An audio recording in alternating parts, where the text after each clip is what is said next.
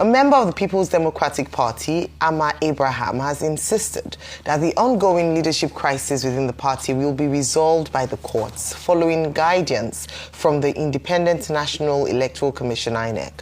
Speaking on the morning show, Abraham said a meeting between PDP factions and INEC made it clear that the electoral body had not recognized the controversial party convention held in Ibadan. However, the internal crisis within the party has taken a new turn as INEC announced it will not recognize the Turaki-Led National Working Committee due to ongoing court cases. Joining us on the show to discuss INEC's intervention into the PDP crisis and the latest announcement by the electoral body on not recognizing the Kabiru-led NWC is Umar Sani, a chieftain of the PDP, alongside Ememobong, PDP National Publicity Secretary. Good morning and welcome to the morning show. Good morning. Good morning. And good morning, Dr. Abati. And good morning, Rufai. Good morning, sir. The fireman. Good morning, sir. Okay, gentlemen, let's deal with the what looks like a contradiction that Amma Abraham was referring to yesterday. The INEC sent its observers to the Ibadan Convention. Why is INEC now saying, oh, that convention is not valid? The second part, I can relate to the point about, okay, let the court cases be resolved so that it doesn't look like INEC is either anticipating or prejudging what the outcome in the courts will be. That will make sense. But why attend, a convention and then say, oh, it's not valid?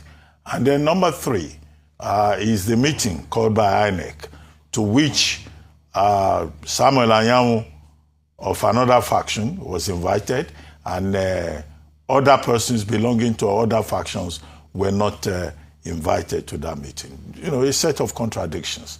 Let's start with you, Umar Sani, the cat, before we come to INE, because you are now like a high chief of the party, not just a chieftain, a high chief. Some people say they are double chief. Some people are high chiefs. So high chief, okay. Umar Sani, you start. Dr. Abati, I'm glad that yesterday you were in Ibadan. And while you were in Ibadan, you moderated the media chat between the governor of Oyo State and some media chieftains. And you are also a media high chief because you were on that panel. Now, in that discussion, you must have realized that the governor of Oyo State, Seyi Makinde, has let the cat out of the bag. He has told Nigerians what has happened. He has told Nigerians why Wike is behaving the way he is behaving. And it is no surprise, therefore, that if he is behaving the way he is behaving, and his boss, who went to the National Assembly to say that it gives him great pleasure to see us in disarray, and that he was not going to help us. We didn't ask for his help. And we didn't say we cannot navigate our issues, because we know that constitutionally we are following due process and all that has been laid down in the party constitution and the guideline, and of course the Electoral Act. Now, INEC is now playing a double game, unfortunately, because the same INEC that has been observing or monitoring, if you like to use the word that they like to use, all our congresses and convention are now saying they cannot recognize us because of this subsisting court order. And they went, what is even more disappointing is the fact that they went further to say that our purported National Elective Convention, which is that they are trying to undermine it, trying to give, some substance that in our party we have a faction. And we do not have a faction. People have a right to go to court to express their grievance, but we don't have any any faction within our party. And as far as we are concerned, those judgments that were taken to court, we had already there is a stay of execution on those aspects. They are declaratory judgments, but there are those aspects that are injunctive, which is directing us, INEC, to do certain things. We have taken a stay on them. And taking that stay, INEC is refusing to recognize that we have taken a stay, but they are saying we only appealed. Similarly, INEC was trying to downplay the suit before the Ibadan High Court. Because they were delisted in the case, does not still remove the fact that that case is still ongoing. The judge had already adjourned it to 26th of January. Now, that case, was initially an interim order. But subsequently, the man went for that to make it an interlocutory order, which means that it cannot expire until after the determination of the substantive matter before it. And if INEC is delisted, the fact of the matter is, our argument is, we are not the ones who instituted the action.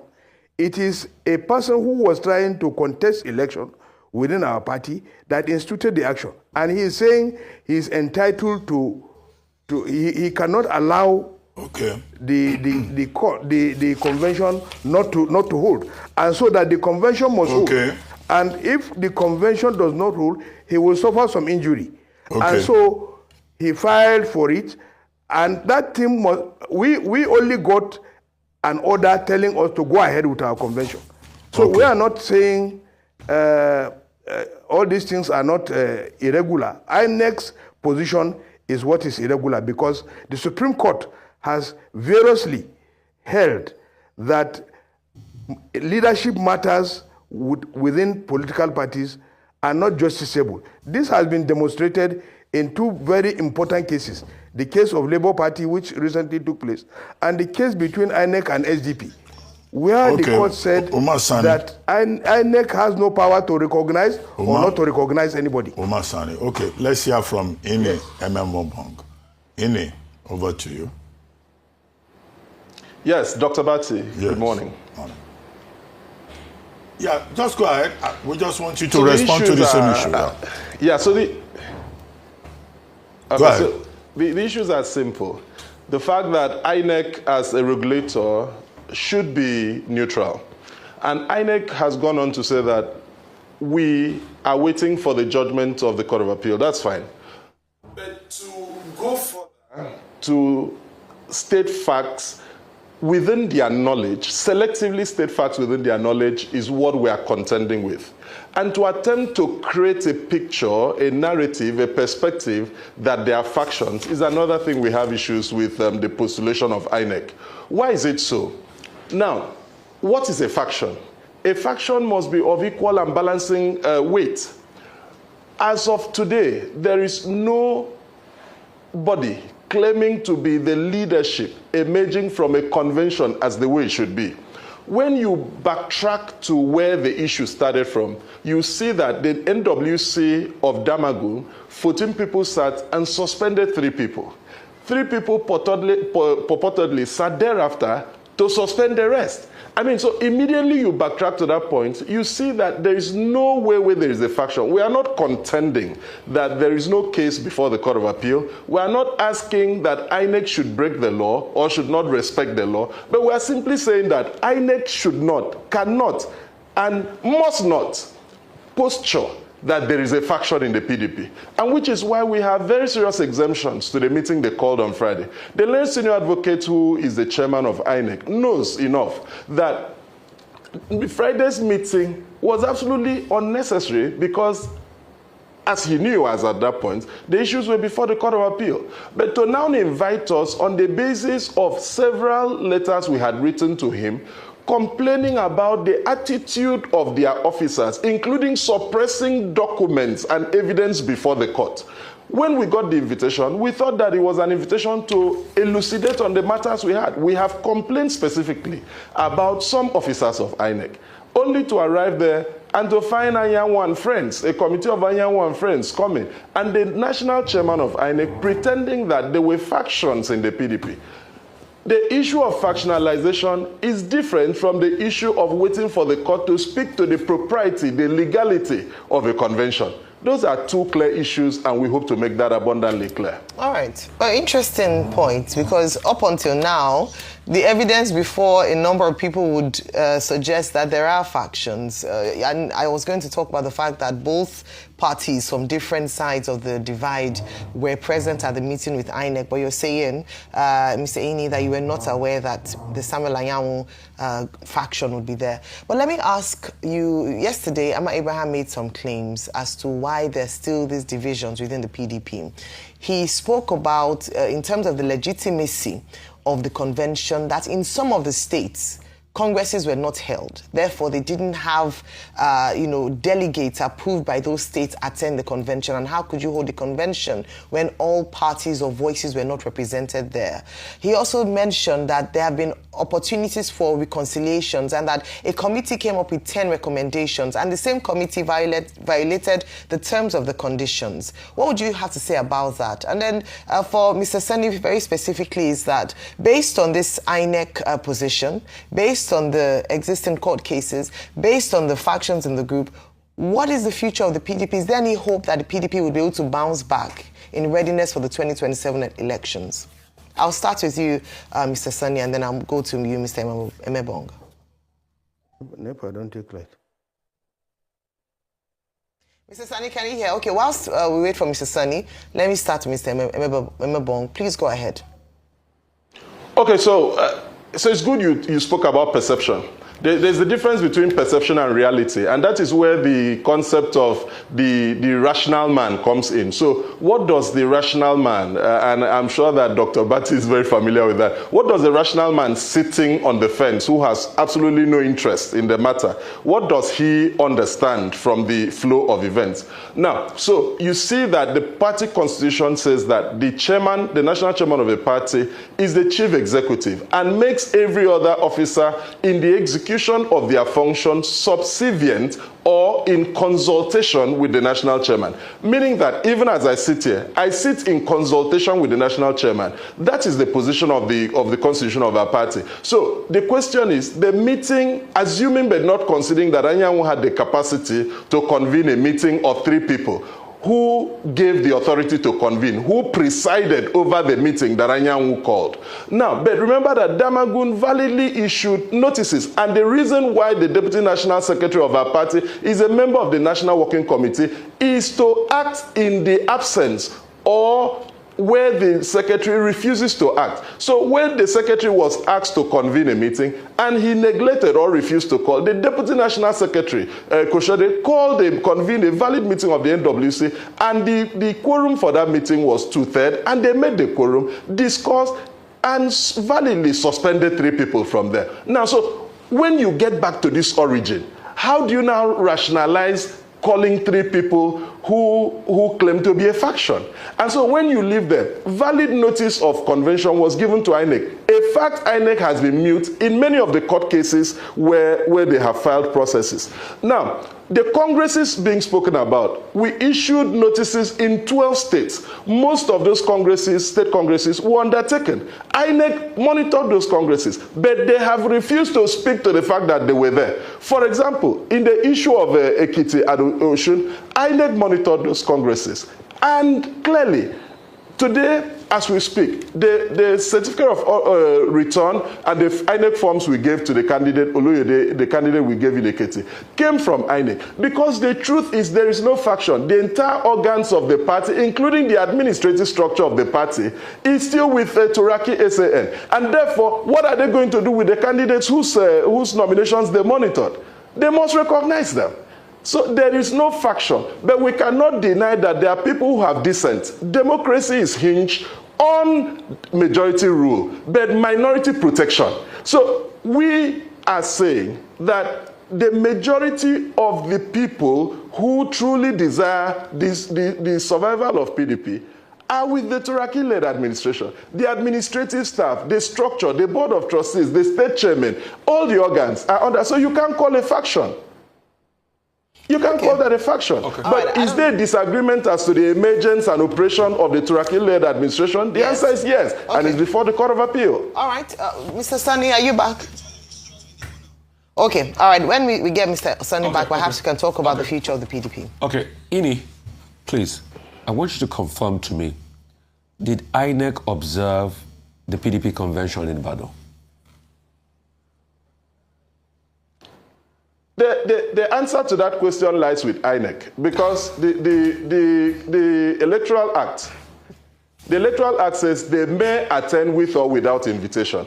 Number one. Number two, they also have the opportunity upon appearing to identify themselves. So whether they attended or not is a business of INEC. And you know that the Supreme Court, in a plethora of cases, has said that the duty of the party is to give notice, adequate notice, sufficient notice to INEC. It is the duty of INEC to attend. So that question will go to INEC to say, did they attend or did they not? With due respect, you and I, you know you're my brother, my friend. You and I know you are speaking Turenchi. You are speaking English. You know they did not observe. You and I know that INEC did not observe the Ibadan Convention. Because if they observe the Ibadan Convention, they also generate a report about what they saw. None of that report exists anywhere. You and I know, except for if you want to speak Turenchi, that INEC did not observe Ibadan Convention. So, my second question is, you know you're my very good friend and my brother, so that's number one is out of the way. Fact on ground, INEC did not observe the Ibadan Convention. Secondly, also, the fact that the same court of Justice Akitola Ladiran removed INEC because of jurisdiction in that case has also spoiled one leg of the case. Because INEC, that they ran to as a regulatory body to enforce that they put on blast or notice that this convention must not hold as a regulatory body, was removed from that. So INEC is no longer part of this skirmish, and that's the only leg you are standing on. So your own case with the Ibadan courts, it gets K-leg, except you want to speak Turenchi. Go ahead, my brother. Merry Christmas and Happy New Year. Okay, so clearly. So Rufi, now, so this is it. Parties to a matter are bound by the judgments of the court. Now, so INEC withdrawing from being a party and being struck out by the court does not affect the matter in court, because PDP has been ordered by that court order to continue with the convention. It is the business of INEC to choose whether or not to monitor. But Rufi, also remember that there are many cases where INEC even went on to monitor a different convention or congress or primaries that the Supreme Court said the party had legitimately given them notice, and their refusal to monitor does not invalidate the acts that emanated from that. So when it has to do with INEC saying they are waiting for the Court of Appeal, that's fine. But when they posture to the extent that there are factions, that is absolutely wrong. And when you look at the fact that in most of these cases, for example, the issues of congresses, the issue of the convention, INEC in their letter, even in the letter they wrote, which is why people are citing bias, and we are simply re-echoing the bias that people have cited, have refused to admit the fact that valid notices were given to them to monitor that. So notices were given, but they didn't monitor. No, because it's against the party, and they are competent parties before that court. And when the judgment comes, the case has been adjourned to sometime in January. When the judgment comes, the party would obey that. And so the order of the court was PDP. Go on with your convention, and we went on with the convention. And when you go into the validity or otherwise of that, that is before the Court of Appeal. So what our position is simple, that when you go back to facts and even the law, the justiciability of the matter before the court, you are going to know that that is what the Court of Appeal will speak to. Okay. But in fact, to the entire organs of the party, including the administrative we need to hear from we need to hear from Umar Sani if the audio connection with him has been re-established. And it's simply about the way forward for the PDP.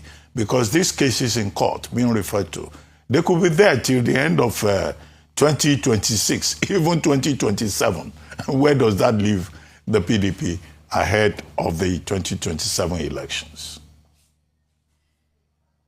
Umar Sani? Okay, thank you. Yeah. Dr. Abati, yeah, it is possible that the Court of Appeal may not hear it on time. But we are very confident that the Court of Appeal will not, will rehear it within the first quarter and determine the suitability of the matter before them. And that is what is most important, for the Court of Appeal to hear it and for us to move forward. And we are going to move forward because we are very confident in the issues that have been established. These were landmines that were placed before us to stop us from holding conventions. If you have been following the discussions that happened at the judges' conference, Her Lordship, Justice Helen, Ogunwumeju, is it Maje Kodumi? Ogunwumeju raised a concern. Ogunwumeju, correct. She raised a very valid concern that the federal high courts are always drawing them back, and they are also abusing court process by always entertaining matters that are not justiciable, matters that they have already decided upon. And she frowned at it at the judges' conference. Now, these are some of the postulations, and it is now becoming clear. They are giving judgments repeatedly to show that they are very concerned. But the PDP is very much aware that the Court of Appeal is trying to constitute a panel, and the panel will be constituted very soon, and the matters will be heard and determined. And once it is determined, we are way ahead. Okay. These are matters that are not justiciable. Okay, Umar Sani, I like your optimism. The Rivers matter took over 9 months. Yeah. Let's hope this one will not take 18 months. But thank you very much, gentlemen, for joining us on The Morning Show.